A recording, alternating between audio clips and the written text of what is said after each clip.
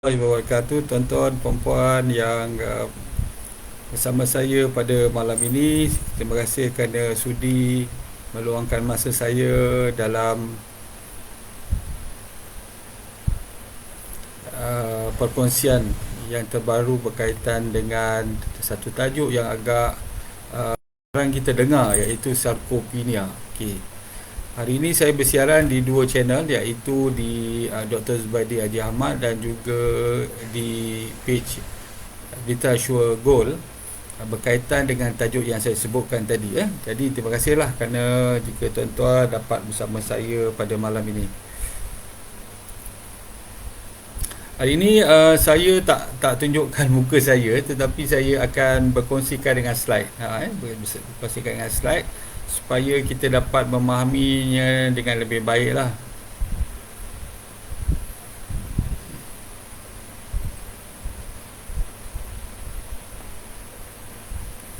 Okey tuan-tuan, terima kasih. Kalau tuan-tuan mendengar, mohon bagi komen sikit sama ada saya mendengar atau tidak.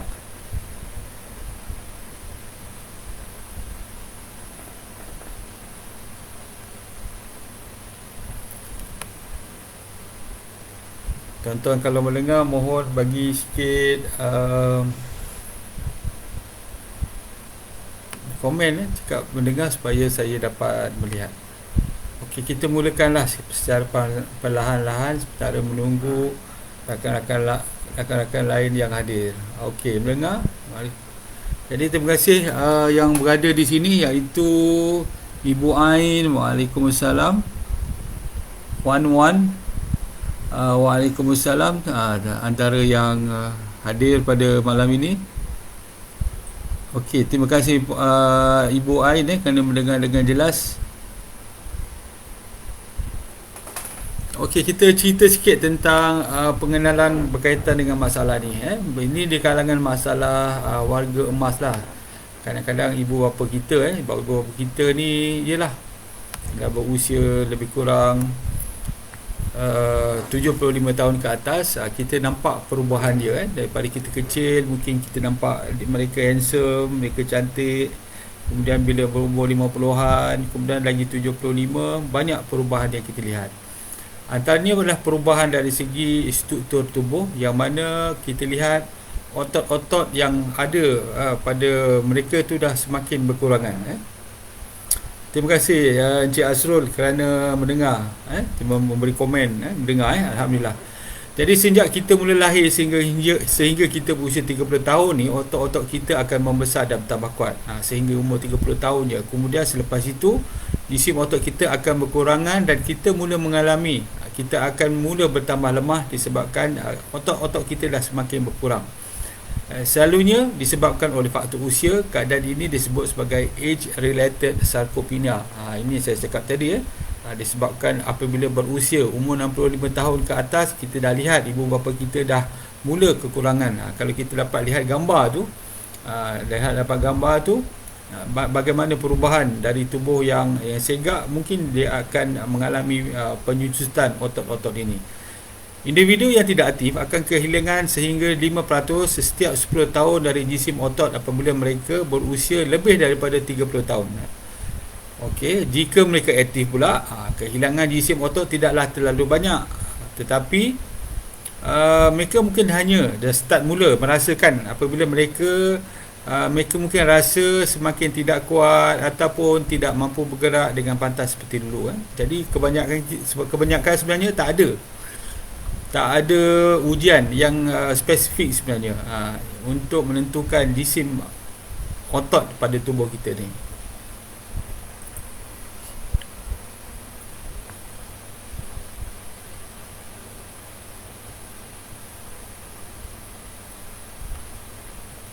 Okay, sarkopenia biasanya bermula pada usia 65 tahun ke atas dan lebih ketara apabila berusia 75 tahun ke atas.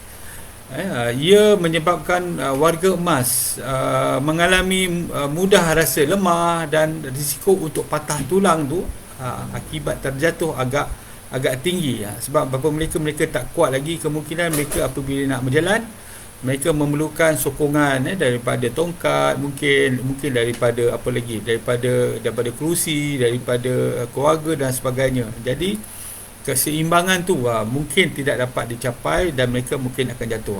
Saya selalu bimbang warga tua ni apabila dia pergi ke bilik air, mungkin disebabkan oleh lantai yang licin, ataupun mungkin disebabkan oleh otot yang tak kuat, atau masalah keseimbangan, mereka mungkin ada vertigo dan sebagainya, mereka jatuh dan disebabkan oleh tulang dan juga tulang lah terutamanya yang rapuh atau osteoporosis menyebabkan patah. Dan terduduk saja tuan-tuan boleh menyebabkan patah tulang pinggul. Ini patah yang serius sekali, yang sangat sakit, dan juga pembedahannya agak kompleks berbanding sebagai contoh kalau patah pada kaki, patah pada peha, tetapi patah tulang pinggul ni dia agak kompleks sikit. Jadi itu yang kita nak awak cakap tu, nak minta lah supaya mereka ni berhati-hati apabila ke bilik air. Jadi mereka mungkin tidak banyak bergerak disebabkan dah terlalu lemah. Jadi ini akan menyebabkan jisim otot yang ada ni akan menjadi semakin mengecil. Kalau kita lihat sebagai contoh di sebelah kanan tuan-tuan, sarcopenia ni menyebabkan decreased strength dan juga exhaustion. Maksud dia akan bila berjalan tu dia akan rasa cepat lemah, cepat letih. Jadi selalunya orang tua ni dia akan mudah jatuh dan menyebabkan ketidakupayaan, dan ini akan mengurangkan aktiviti sehariannya, dan ini akan menyebabkan kehilangan lebih banyak otot-otot pada tubuh.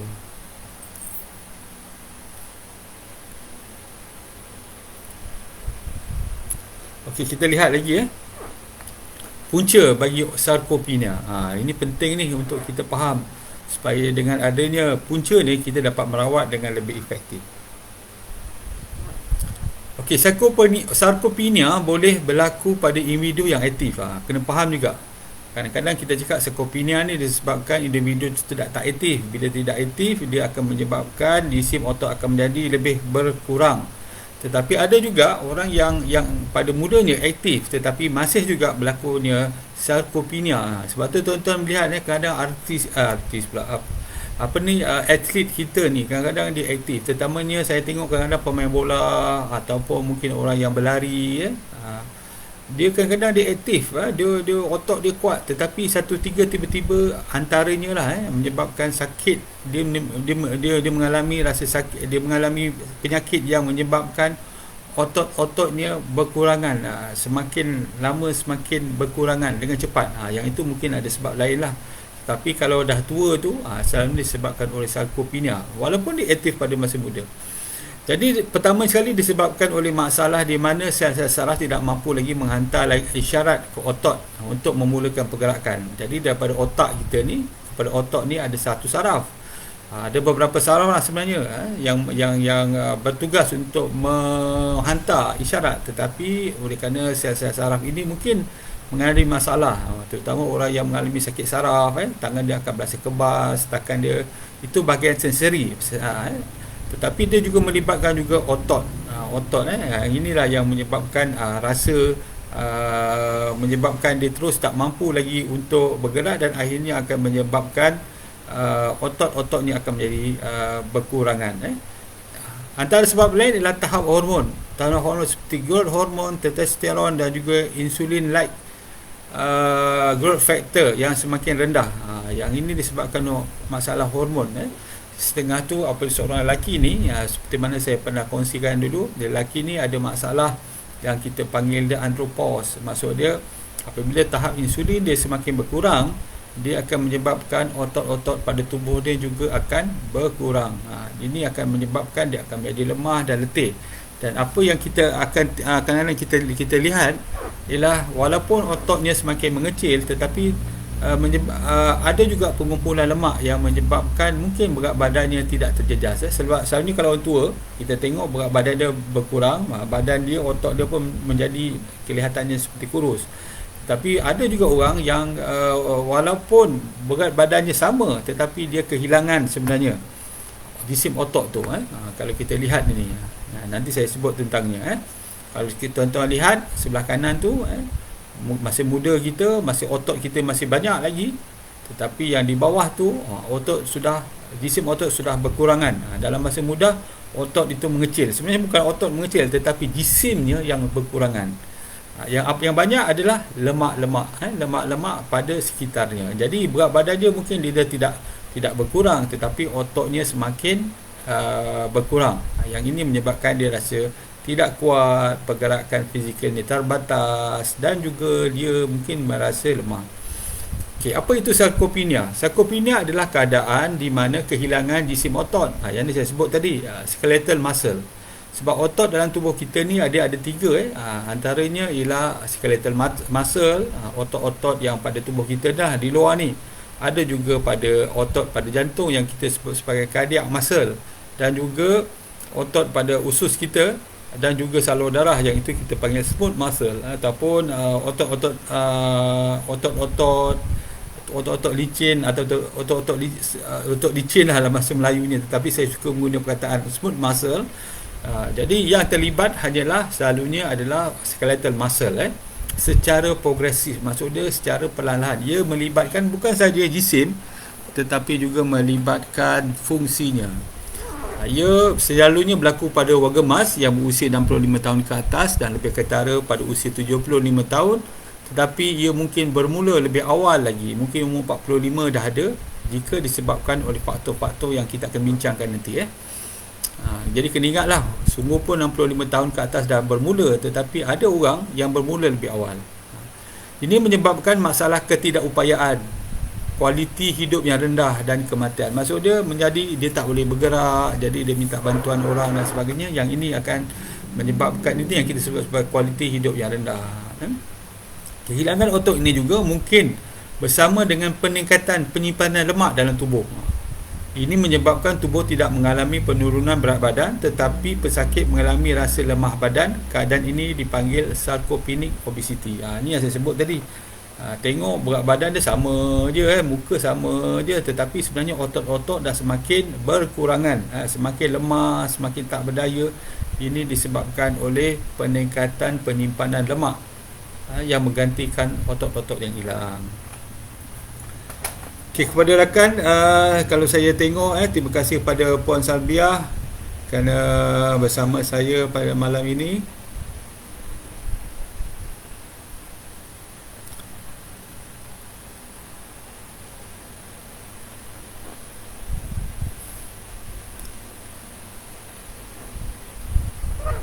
Kita teruskan kita punya perbincangan. Okey, peringkat sarkopenia. Peringkat sarkopenia. Sarkopenia ni sebenarnya boleh dibagikan kepada tiga. Yang ni yang kita nak sebut ni. Jadi bila kita tahu sarkopenia ada tiga, jadi kita mudah untuk merawat dia. Pertama sekali kita panggil sebagai pre-sarkopenia. Pre-sarkopenia ni apa? Dia apabila kehilangan jisim otot yang minima tanpa menjejaskan keupayaan kekuatan otot atau pergerakan fizikal. Kalau kita tengok table di sebelah kanan tu, dia hanya kehilangan otot-otot, jisim otot saja, muscle mass, dia tidak melibatkan lain, tetapi dia tidak menjejaskan kekuatan otot dan juga pergerakan ataupun aktiviti fizikal ataupun performance. Yang kedua, sarkopenia. Yang ini dah mula, kehilangan jisim otot sehingga menjejaskan keupayaan kekuatan otot dan juga pergerakan fizikal. Jadi muscle mass tu memang dah semakin banyak hilang, sehingga menyebabkan muscle strength ataupun performance terjejas. Yang ni dah start lah sarkopenia. Sebagai contoh lah, biasa seorang tu memanjat bukit, kali ni dia rasa apabila dia manjat bukit, dia otot-otot dia rasa sakit, dia rasa macam penat, bukannya tak ada fitness, tetapi otot-otot dia, ni kena faham ni, kena bezakan antara fitness tu dengan sarkopenia. Bila dia jalan, otot-otot dia sakit, bukan sebab sendi, tetapi otot dia dah, otot peha, otot betis rasa sakit. Yang itu dah mula dah tu, dah mula dah sarkopenia. Dan severe sarkopenia apabila kehilangan jisim otot sehingga menyebabkan kehilangan kekuatan otot dan pergerakan fizikal, sehingga dia dah tak boleh buat apa lagi dah. Nak bergerak mungkin dia dah tak boleh, nak berjalan pun dia tak mampu dan sebagainya.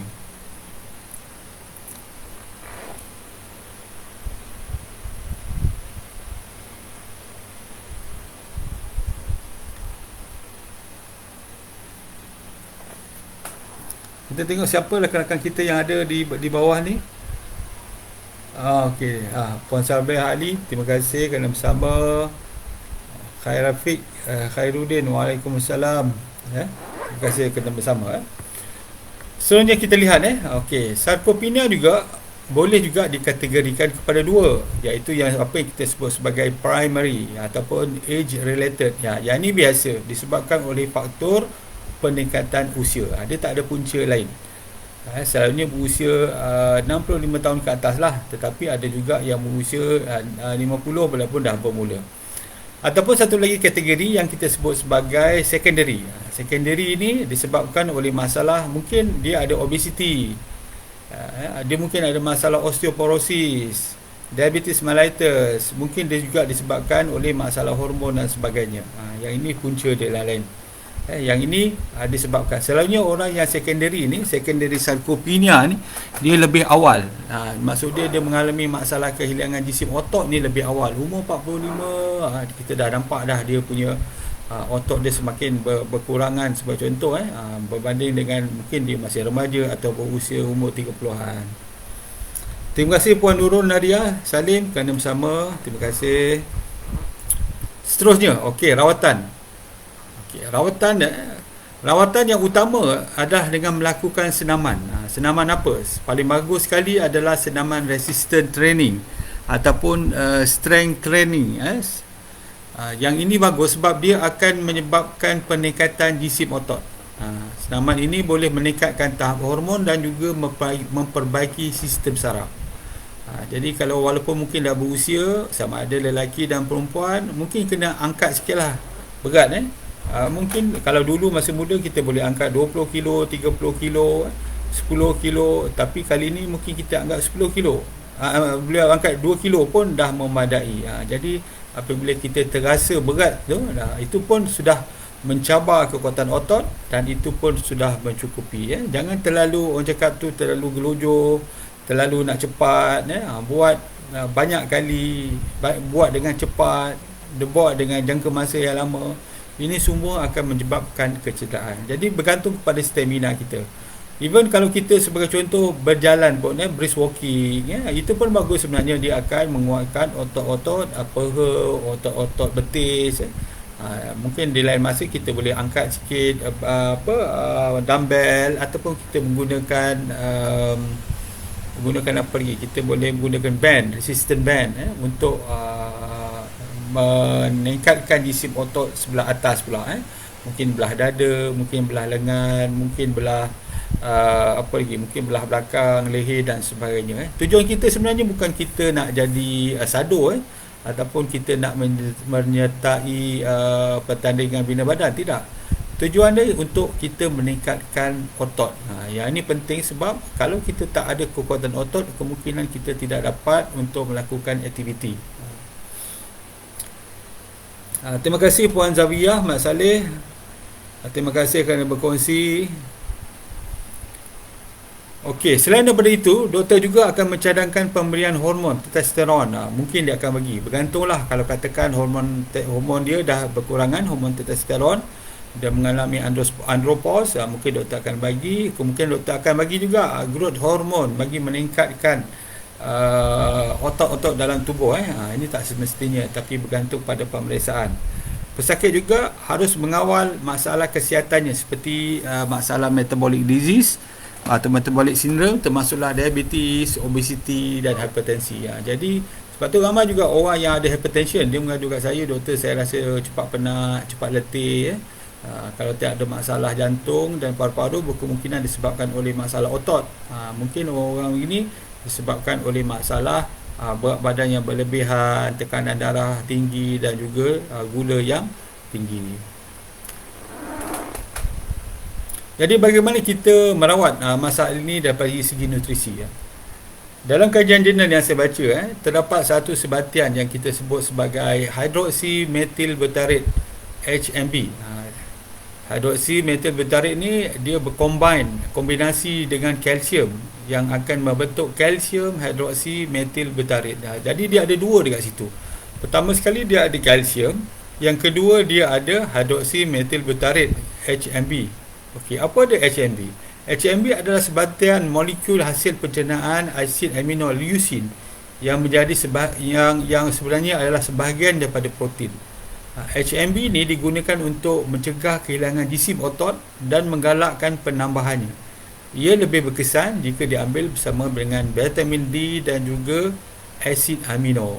Jadi apabila kita ambil kalsium hidroksimetil butarit, dia dah ada kalsium, dia dah ada HMB. Jadi satu kombinasi yang baik, dan apabila diambil dengan vitamin D dan juga amino acid atau protein, dia menyebabkan pencegahan ataupun penambahan jisim otot pada tubuh kita. Kalau tuan-tuan lihat sebelah kanan cara untuk merawat ni adalah dengan cara pertama sekali exercise, resistant exercise dan juga nutrition. Nutrition tu ada dua, sama ada high protein diet dan juga HMB. HMB dua-dua tu dikategorikan. Sebab tu kalau kita lihat ibu bapa kita mungkin dah tak berdaya, mungkin dah kelihatan dah susut badan dia, otot-otot dia. Inilah masa untuk kita bagikan sesuatu supaya dia dapat mengurangkan rasaan itu, perasaan itu. Jadi terima kasih juga kepada Puan Nurul Nadia, buat kerja rumah, angkat-angkat barang pun dikira strength training ke doktor. Ya, itu pun dah cukup lah, itu pun dah bagus sebenarnya. Itu kalau itu disebut sebagai moderate intensity exercise, yang itu dah kita makin moderate. Kalau kita angkat sikit, mungkin kita, sebab bila kita angkat berat ni, dia ada repetition, dia ada ulangan. Sebab tu kalau kita sebagai contoh, kita angkat gas kan, kita angkat gas daripada dapur kepada luar, sekali je kita angkat. Tetapi kalau kita angkat sebagai contoh 1 kilo punya berat, contohlah botol air kan, botol air mineral 1 kilo, kita angkat angkat seolah-olah dumbbell kita angkat, mungkin 10 kali, kita rehat sekejap, angkat lagi 10 kali, kita rehat sekejap, angkat lagi 10 kali, rehat sekejap. Itulah kita panggil repetition. Yang inilah yang akan secara spesifiknya dapat membantu untuk meningkatkan jisim otot. Seterusnya, kajian klinikal. Kajian klinikal yang ini dilakukan di sebuah hospital di Turki. Kajian ini diterbitkan oleh Nutritional Clinical Practice Journal, yang melibatkan 75 orang pesakit wanita yang mengalami patah tulang pinggul dan dirawat di ward ortopedik. Dan ni mereka juga mengalami masalah cachexia, mengalami masalah malnourished, disebabkan oleh faktor usia tu. Jadi satu kumpulan ni diberikan makanan bernutrisi seperti biasa, yang biasa diberikan kepada pesakit di ward. Sementara satu lagi diberikan nutrisi tambahan yang mengandungi 3 gram kalsium hidroksimetil butarit, 1000 international unit vitamin D dan 36 gram protein. Setelah 30 hari, kumpulan yang diberikan nutrisi tambahan ini mengalami perubahan positif. Luka menjadi lebih cepat sembuh, bangun dan melakukan pergerakan dengan lebih cepat berbanding dengan grup satu kumpulan yang lain, dan meningkatkan kekuatan otot peha dengan lebih baik. Jadi bermaksud bahawa pemberian kalsium HMB, vitamin D, protein, ini sangat membantu untuk mereka yang mengalami masalah penyusutan jisim otot dan juga masalah patah tulang ni. Okay, satu lagi kajian klinikal yang saya baca, iaitu daripada jurnal Nutrition Health Aging, yang ini diterbitkan pada tahun 2018. Dia kata aging and disease related malnutrition are well associated with the loss of the muscle mass and function. Muscle mass loss may lead to increased health complication and associated increase in health care costs, especially in hospitalized individual. Jadi apa nak buat, ialah kata dia untuk mengurangkan ni, ialah pemberian suplemen pemakanan yang disebut sebagai high protein oral nutrition supplement enriched with beta hydroxy beta methyl butarit. Yang ni dia ada dua, yang ni dah cantum sekali. Maksud dia dengan protein, high protein dan juga hydroxy methyl butarit, dia dicantumkan sekali, yang mana dia akan improve body composition, maintain muscle mass dan function, even decrease mortality rate. Terima kasih Puan Laila. kerana berkongsi. Terima kasih. Puan Salbiah bertanya, salah angkat tilam pun boleh menyebabkan pinggang boleh tersilur. Boleh buat kerja tak sekuat kita muda dulu. Ya, yang ini masalah yang kita sebut sebagai ergonomik. Maksudnya kalau puan nak mengangkat tu, kena berhati-hati, tidak boleh membongkok. Kerana membongkok adalah bukan satu posisi mengangkat yang dicadangkan. Dia kena menggunakan otot pada kaki dan pinggul. Yang ini dia akan dia akan membantu untuk mengurangkan rasa sakit pinggang. Kalau tuan-tuan sebab contoh mengambil anak je, anak tu berusia mungkin 2 tahun, dah berat pun mungkin dah 12 kilo, tuan perempuan ambil dia daripada lantai dengan daripada puan berdiri kemudian berbongkok mengambil anak, itu pun dah boleh menyebabkan sakit pinggang. Jadi kena turun dulu, pegang anak, baru angkat perlahan menggunakan otot itu yang ergonomik yang dicadangkan. Okay, kita berbalik semula kepada ni.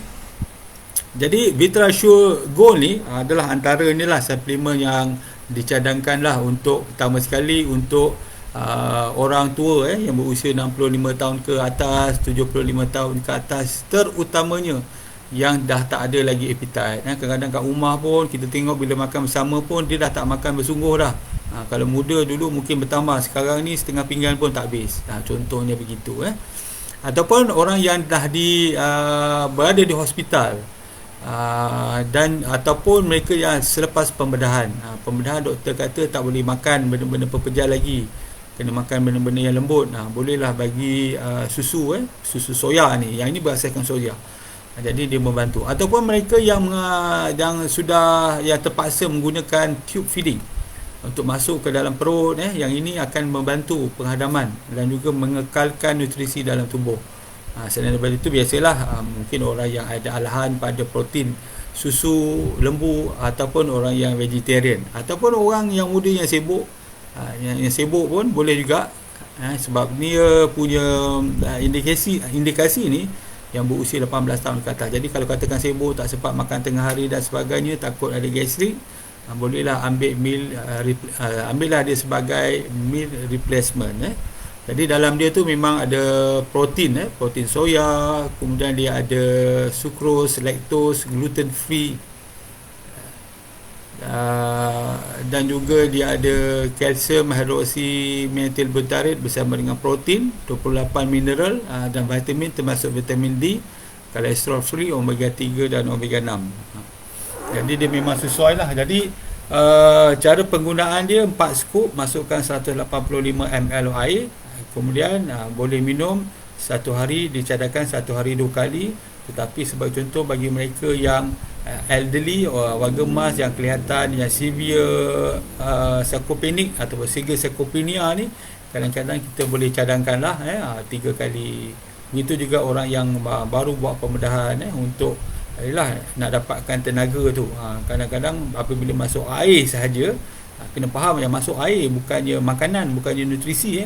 Sebab tu badan akan cepat menjadi kurus, disebabkan oleh lemak-lemak dan juga protein mungkin dalam tubuh kita dibakar. Jadi otot-otot tu akan kehilangan jisim. Jadi dengan pemberian, sebagai contohnya kalau dia dah boleh minum, bagikan susu VitraSure ni, insyaAllah dia akan dapat membantulah membekalkan nutrisi yang secukupnya. Jadi setakat itu dulu. Jadi kita akan pergi kepada soalan. Siapa yang dapat soalan dengan cepat dan tempat, insyaAllah kita akan berikan satu tin 400 gram 400 gram bersama dengan shaker. Jadi jika nama tuan-tuan puan-puan diumumkan, mohon WhatsApp kepada kami. Nombor pada ruangan komen tu ada, staff saya akan memberikan nombor telefon. Tuan-tuan kena secepatlah. Esok dah hari Sabtu, esok hari Sabtu, jadi office kita tak buka. Jadi boleh juga bagi, tapi mungkin kami akan membalasnya hari Isnin. Berikan nama, alamat dan juga nombor telefon. Terima kasih Encik Ran Ibrahim yang selalu bersama saya. Memang inilah line pun di Johor Bahru pun tak berapa sangat, sebab baru tadi hujan lebat. Memang line tak berapa bagus sangat. Puan Liza Jamal, terima kasih. Waalaikumsalam. Berapa satu tin doktor? Satu tin doktor nanti kita tengoklah berapa ni. Saya tak hafal sangat harga dia lah. Saya banyak bercerita tentang jadi tuan-tuan, kalau tuan nak beli, kita akan bagi link untuk melihat harga dia. Tak beli pun tak apa, tapi lihatlah kebaikan yang mungkin kita boleh kongsikan bersama rakan-rakan berkaitan dengan bahan yang digunakan, iaitu yang kita nak sebut pada hari ini ada hidroksi butyl methyl butyrate, HMB. Okey, soalan yang pertama. Soalan yang pertama yang saya akan berikan adalah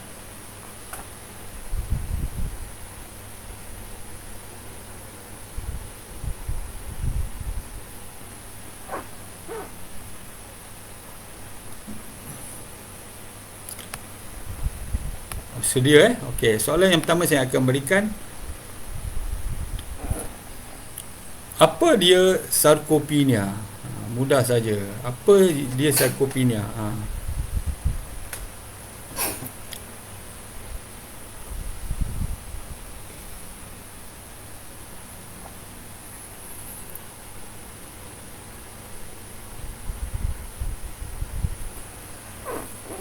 Apa dia sarkopenia? Sarkopenia ni apa dia? Mudah saja, jawab satu perkataan saja. InsyaAllah kita akan ni. Apa dia sarkopenia? Terima kasih Puan Sarina Khairuddin bersama dengan kami. Walaupun terlambat tak apa, nanti boleh mendengar semula. Saya dah sediakan slide, lebih mudah untuk kita faham. Apa yang dikatakan sebagai sarkopenia? Nampaknya belum ada yang menjawab.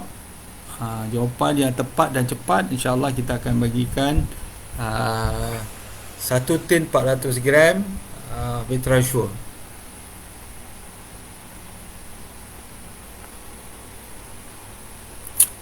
Dia bukan masalah saraf, Puan Nurul Nadia. Kena faham tu. Dia kurang jisim apa tu sebenarnya? Jisim apa dia? Protein, karbohidrat ataupun fat? Saya beritahu, saya bagi clue lah. Dia bukan masalah saraf, tetapi adalah masalah kekurangan jisim tu betul. Jisim apa tu? Protein, lemak ataupun karbohidrat.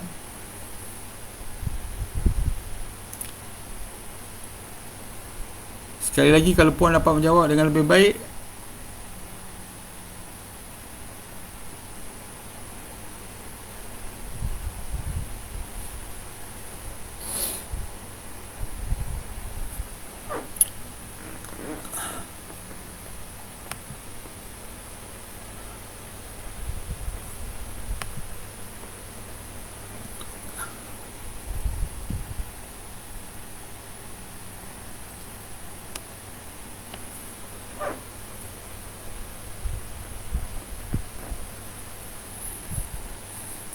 Saya bagi beberapa minit lagi. Belum ada lagi jawapan yang menarik, kalau atau yang terbaik. Kalau tak, saya akan memilih lah. Bukan jisim kalsium, Tuan Fazli.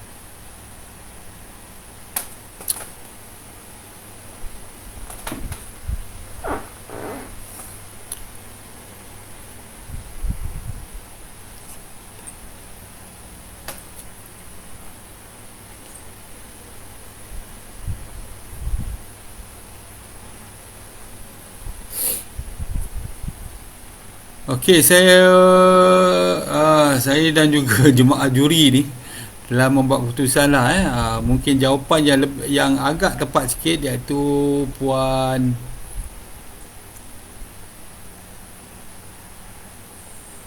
Nurul Nadia. Masalah kekurangan protein ataupun otot, kekurangan protein. Jadi Puan Nurul Nadia Salim, mohon mohon WhatsApp kami, Puan Khairafi. Sikit lagi Puan ke Tuan, kalau Tuan jawab tadi dengan soalan ini dengan lebih cepat tadi, saya sudah tentu memilih Tuan. Okey, soalan yang kedua.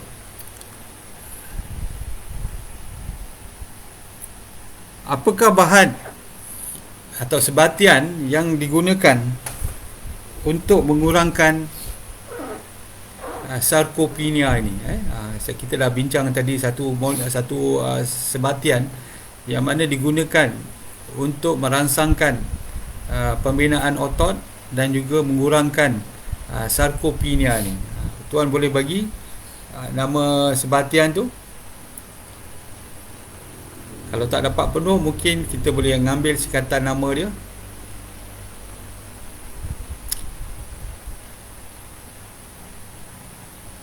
Sama-sama Puan Nurul. InsyaAllah minggu depan kita ada lagi kita ada 10 siri. Kita akan memberikan pada pendengar yang dapat menjawab dengan cepat dan tepat. Jadi apakah sebatian yang digunakan untuk meningkatkan jisim otot dan juga mengurangkan sarkopenia? Jangan lupa Puan Nurul, WhatsApp kami, nama, alamat dan juga nombor telefon. Kemungkinan hari Isnin nanti kita akan balas dan juga akan menghantar nama Puan kepada penganjur.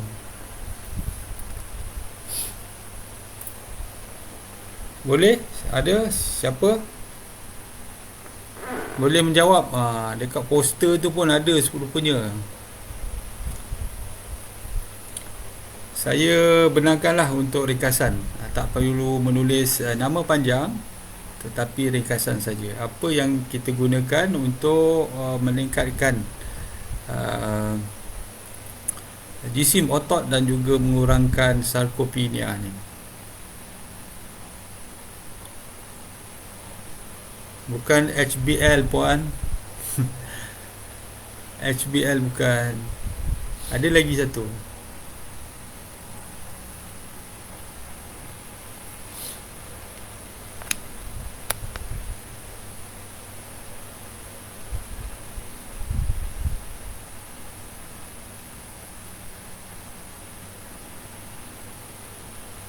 Boleh je jawab, sesiapa je nak jawab boleh. Disebabkan mungkin tak ramai kot, jadi kita benarkanlah.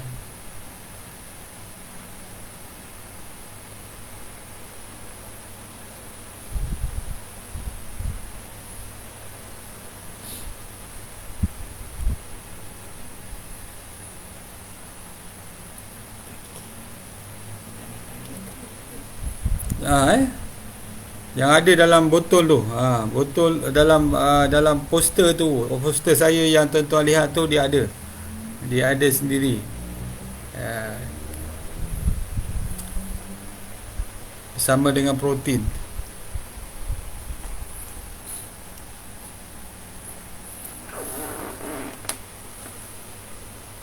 Kalau tak ada, kita akan tutup. Kita akan mungkin bawa ke minggu depan. Dapat pun Puan Nadia Salim.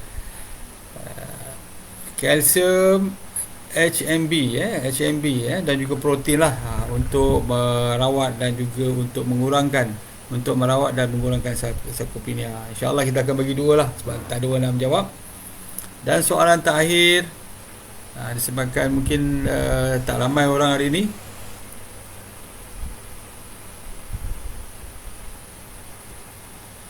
Soalan yang terakhir adalah, apakah sukatan Vitrasua yang dicadangkan? Apa sukatan dia? Tuan-tuan boleh melihat baliklah pada slide yang saya tunjukkan tadi tu. Apakah sukatan dia? Berapa banyak skop yang digunakan? Berapa banyak air?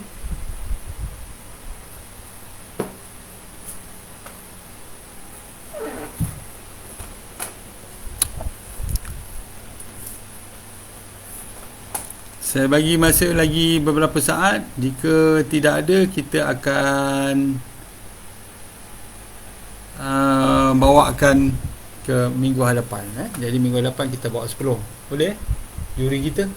Okey, so tuan-tuan dan puan-puan, disebabkan masa dah semakin menghampiri pukul 10, kemungkinan kita akan tutup. Saya akan bagi masa lagi 2 minit. Kalau tak ada, ataupun kita boleh tutup sekarang lah. Okey, Puan Nadia, nampaknya Puan Nadia membulut ketiga-tiganya sekali lah. Jawapan yang betul, terima kasih. Jadi insyaAllah kita akan adakan lagi lah perkongsian berkaitan dengan manfaat atau kebaikan